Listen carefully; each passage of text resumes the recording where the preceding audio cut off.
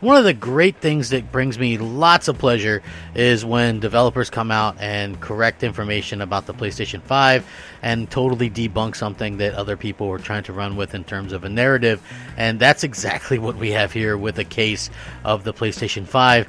And I feel like this is just good news for gaming in general, but in particular, if you're a PlayStation 5 owner, I feel like this is something you'll want to kind of perk up and kind of, pay attention to, because again, I feel like even though the Xbox Series X and PlayStation 5 are so close in power and very similar in a lot of aspects, we do see a little bit of back and forth from a lot of people, and a certain group of fanboys likes to lead people on to believe that the Xbox Series X is like the greatest thing since sliced bread and can't be touched in terms of power, this or that or the other thing. But now we have conclusive evidence it's not the case, and these things are more similar than ever. What's up, everybody? Crapgamer here with Crapgamer Reviews, back with another video. Thank you all for checking it out. I really do appreciate it. Please like, share, subscribe. I would appreciate that as well. It helps out the channel, and it means a lot to me personally. Also, a lot of people ask how you can support a small channel like mine. Well, the best thing you can do, quite simply like the video. You can also share it out or take a minute to consider subscribing. That's always helpful. And you can also hit the bell so you're notified of things as soon as they drop. Thank you to all the old subscribers, new subscribers, everyone in between. You're appreciated. Thank you for the support. I've got to say, I really do feel blessed from all the support and things like that I've gotten lately. And, I really do appreciate everybody. So thank you guys so much for that. So with that being said, when it comes to the PlayStation 5, there's a lot of narratives that have kind of been debunked, and there's a lot of narratives that obviously still need to be debunked, and some of that is Sony's fault. I mean, obviously, with the situation going on in the world right now, there's a lot to be talking about and things like that, and I just really feel like Sony has done a good job of doing some things and a bad job at doing other things, just like Microsoft. I mean, Microsoft has done a good job in some areas and a piss poor job in other areas. For the longest time, there was all kinds of rumors saying that, the PlayStation 5 couldn't do ray tracing, they couldn't do hardware-based ray tracing, games would look better, significantly better on the Xbox Series X, just a lot of different things. Even the small things, like Microsoft, I will say, did a good job of making it seem like a lot of these buzzwords and things were only going to be capable on the Xbox Series X, from smart delivery, velocity architecture, all this kind of stuff. They really did do a good job of making it seem like those things were only happening on Series X. Now we know better. It's like Sony has their own version of all this stuff, and I think that people are kind of waking up to that fact, and so this should be a very good, interesting discussion point for a lot of people, because I still feel like there's misinformation, just like last gen, okay, or this current one. I mean, I don't know why I call it last gen yet, but even years after the Xbox One launched, there were still people that would assume that the Xbox One wouldn't play used games, or that there was DRM or 24-hour check-in. There was obviously a lot of things going on behind the scenes that made people sort of question what was going on with the Xbox One, and that haunted them throughout the entire generation.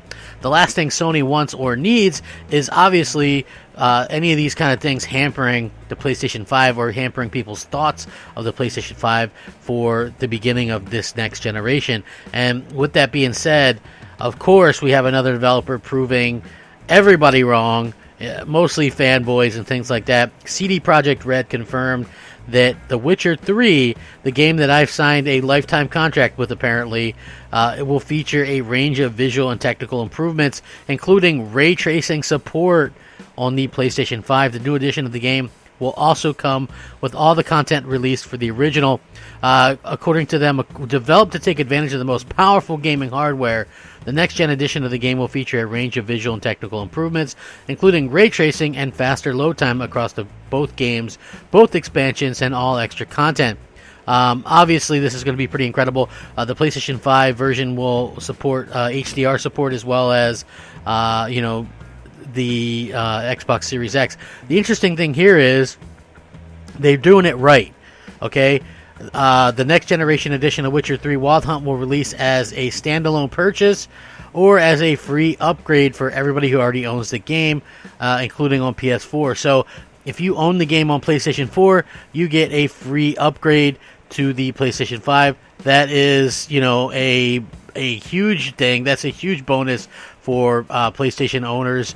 Again, this is smart delivery or smartest delivery, and they're doing it extremely well on the PlayStation side of things. Everybody that does it on Xbox is going to do it on PlayStation, and it looks like pretty much vice versa as well. But one of the key features that I thought was interesting here was the fact that, you know, they're confirming ray tracing yet again. Listen, the PlayStation 5 is fully capable of doing ray tracing, okay? I just feel like a lot of people were trying to run with the narrative. The PlayStation 5 completely has the feature set. It has a custom chipset. It's custom.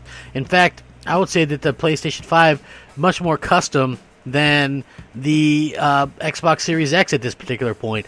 And that's kind of a proven fact so far. But hopefully we continue to see things continue to grow and things to continue to look at a tremendous value for both Microsoft and Sony. I would love to see, you know, Sony in particular be able to go out there and be competitive. Like, I personally think that what Microsoft has done kind of shoots themselves in the foot a little bit at some particular points, but I also feel like we keep seeing these things come out where it can do more, it can do better, you know, it's more well-rounded. All the developers are talking about it, and where there's smoke, there's fire. So I do feel like, even though, you know, a lot of people might say one thing or the other, I do think that it's worth mentioning and worth noting that obviously the PlayStation 5 is a very powerful console in and of itself, and despite the fact that it might not be as, quote, powerful as the Xbox Series X, it's got a lot going for it, and I feel like that's going to help it tremendously next generation. So Sony can nip this right into the bud.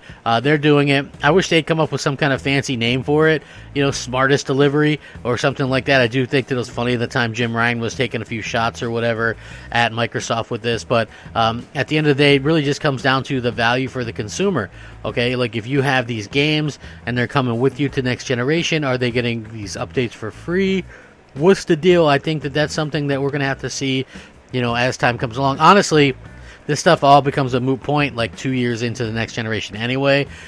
Just like Microsoft with the Xbox One X. Okay, so I got to be honest. I would play the Xbox One X, and, you know, they kept on coming out with all these older games that were getting updates. And guess what?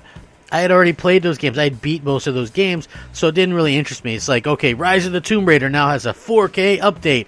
Well, I beat that at launch. I love that game, but, you know, I beat that in, 2015, 2004, whenever that game came out, and it was good. 2015, excuse me. So I beat that game in 2015.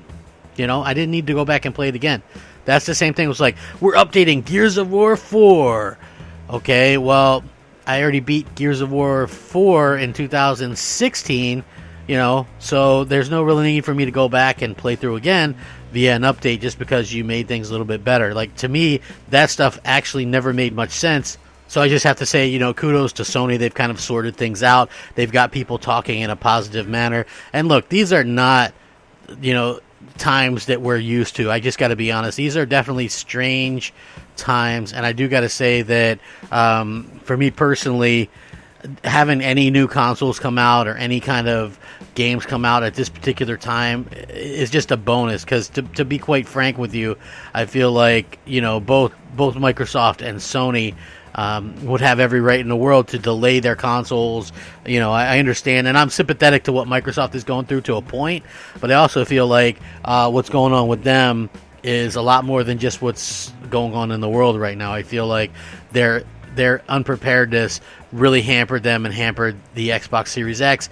Maybe they really don't care about about their console. Maybe they don't, and that would be a bad thing. I think I really do feel like that's something that doesn't really jive well with me. I just feel like they dropped the ball, and as much as I would like to see them be competitive, they need to decide that they want to be competitive for themselves, because as far as I can tell, it's Sony versus Sony again next generation, and I get tired of kind of preaching about it, because I heard years ago from a lot of the people that are still doing pro Xbox YouTube today, Microsoft gave up around 2015 to prepare for next gen, and here we are going into next gen, and we have Nothing. They literally put all the eggs in the Halo basket, and that basket was ill-equipped. So, you know, going into next gen now, you have literally nothing but multiplats from them, and a claim that they're going to have games at some point, even though we've seen no gameplay footage. So, yeah, things are on shaky ground if you're Team Xbox. They still have time to turn things around. But again, this video does confirm PlayStation 5 doing things that people said it couldn't do, things that Xbox fanboys said it couldn't do, things that Microsoft said it couldn't be done, and it's just a good feeling all around.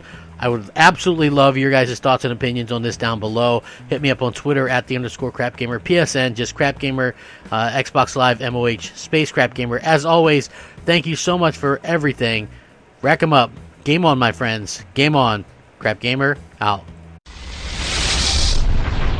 Unscripted.